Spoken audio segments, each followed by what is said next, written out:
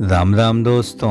मैं भगवान राम का वंशज अभयवीर आपका आपके चैनल में हार्दिक स्वागत एवं अभिनंदन करता हूं। दोस्तों, आज मैं आपको श्री राम जन्मभूमि परिसर में होने वाले नए निर्माण कार्यों से राम मंदिर के तेजी से बदलते हुए स्वरूप एवं रामलला को चढ़ाए जाने वाले भव्य 56 भोग के विषय में महत्वपूर्ण एवं सबसे नवीनतम जानकारी प्रस्तुत करूंगा। प्रभु श्री राम के मंदिर के लिए अपने प्राणों का बलिदान देने वाले हजारों शूरवीरों के त्याग, बलिदान एवं संघर्षों के प्रतीक इस चैनल में प्रभु श्री राम की आत्मा का वास है। और जहां आत्मा का वास होता है वहां परमात्मा की अपार कृपा दृष्टि अवश्य प्राप्त होती है। अतः इस चैनल से पूरी आत्मीयता एवं श्रद्धा भक्ति भाव से जुड़ें और कमेंट बॉक्स में जय श्री राम जरूर लिखें। प्रभु श्री राम के मंदिर के भव्य उद्घाटन कार्यों के बाद अब राम जन्मभूमि परिसर में नए निर्माण कार्यों के आरंभ होने से अब राम मंदिर का जो भव्य स्वरूप है वह तेजी से परिवर्तित होने लगा है। अब राम मंदिर अपना नया आकार लेने लगा है और साथ ही राम मंदिर का 75 एकड़ का जो विशाल परिसर है वह बिल्कुल नए रूप में सामने आएगा। और इसके लिए निर्माण कार्यों को तेजी से आरंभ कर दिया गया है। और यहाँ आप सामने देख सकते हैं कि सेकेंड फेज के निर्माण कार्यों में श्री राम जन्मभूमि परिसर में बड़ी संख्या में लाखों घनफुट पत्थर यहाँ पर डंप किए गए थे। और यह भाग राम मंदिर के ठीक दक्षिणी पश्चिमी दिशा में स्थित कुबेर टीला के निकट यह परिसर स्थित है, जहाँ पर लाखों घनफुट पत्थर यहाँ पर डंप किए गए थे। सामने आप देख सकते हैं कि राम मंदिर के परकोटा निर्माण कार्यों का सबसे नवीनतम परिदृश्य है। और यहाँ आप स्पष्ट रूप से देख सकते हैं कि परकोटा के प्रवेश द्वारों के निर्माण कार्यों को कई खंडों में किया जा रहा है और कुशल कारीगरों की टीम के द्वारा अलग अलग प्रवेश द्वारों के निर्माण कार्यों के लिए कुशल इंजीनियरों की टीम को लगाया गया है। और इसमें टाटा के इंजीनियरों का भी अहम योगदान है, जो कि इसके स्ट्रक्चर पर अहम रूप से काम कर रहे हैं। और साथ ही प्रवेश द्वारों को मुख्य प्रवेश द्वार से अपेक्षाकृत छोटा बनाया जाएगा।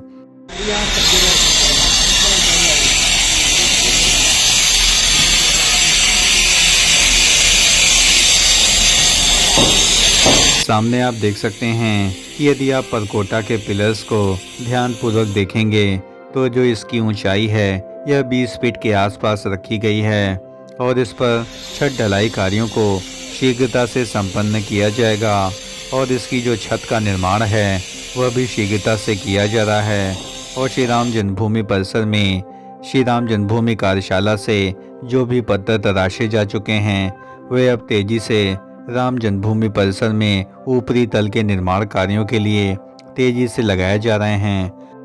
कार्यदायी संस्था L&T द्वारा प्राप्त जानकारी के अनुसार अब इन सभी पत्थरों को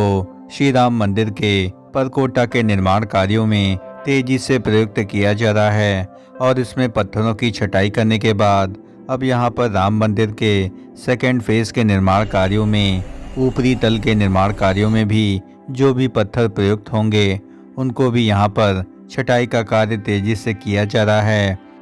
लाखों घनफुट पत्थरों को श्री राम जन्मभूमि परिसर में हटाए जाने के बाद अब इनकी छटाई कार्यों को तेजी से किया जा रहा है। और यहाँ पर L&T के परियोजना प्रबंधक विनोद मेहता जी ने हमें जानकारी दी कि राम मंदिर में कितने पत्थरों का उपयोग ऊपरी तल के निर्माण में होगा और किन पत्थरों का इस्तेमाल परकोटा निर्माण कार्यों में प्रयुक्त किया जाएगा। इसके लिए इन सभी पत्थरों को अलग अलग रखा गया था। अब इन पत्थरों में छटाई पर काफ़ी अधिक समस्या आ रही है, क्योंकि लाखों घनफुट पत्थर एक दूसरे पर रखे हुए हैं और इनको निकालने और सीधे जन्मभूमि परिसर में इसके निकट स्थापित करने में खासी समस्या का सामना करना पड़ रहा है।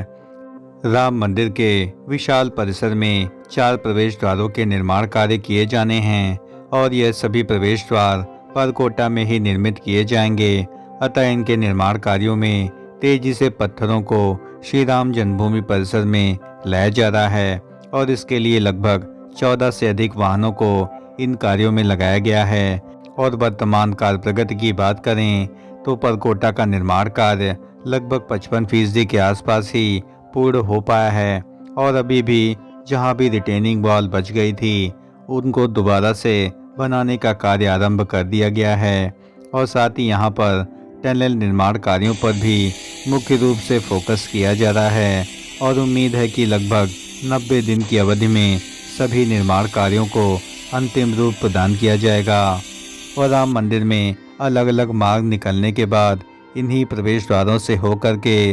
राम भक्त रामलला के दर्शन प्राप्त कर सकेंगे, क्योंकि आने वाले दिनों में लाखों की संख्या में श्रद्धालु रामलला के दर्शन के लिए आ रहे हैं। अतः इन कार्यों को देखते हुए यहाँ पर प्रवेश द्वारों को अलग अलग निर्मित किया जाना अति आवश्यक है एवं भविष्योन्मुखी योजनाओं को देखते हुए यहाँ पर निर्माण कार्यों को भव्यता प्रदान की जा रही है।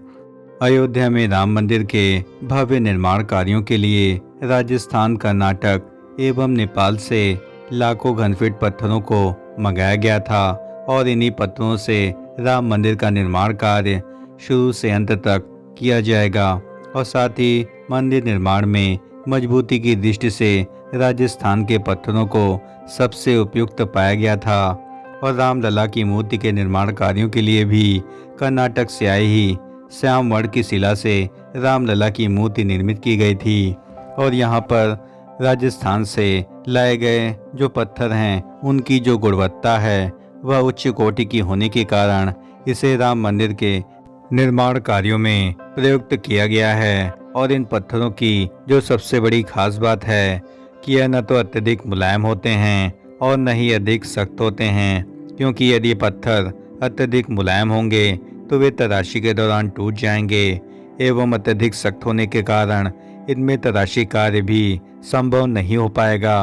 अतः इन सब बातों को ध्यान में रखते हुए राम मंदिर में पत्थरों के चयन में काफ़ी अधिक सावधानी बरती गई थी और इसके लिए central building research institute Roorkee द्वारा पत्थरों के चयन के लिए अनेक प्रकार के टेस्ट किए गए थे,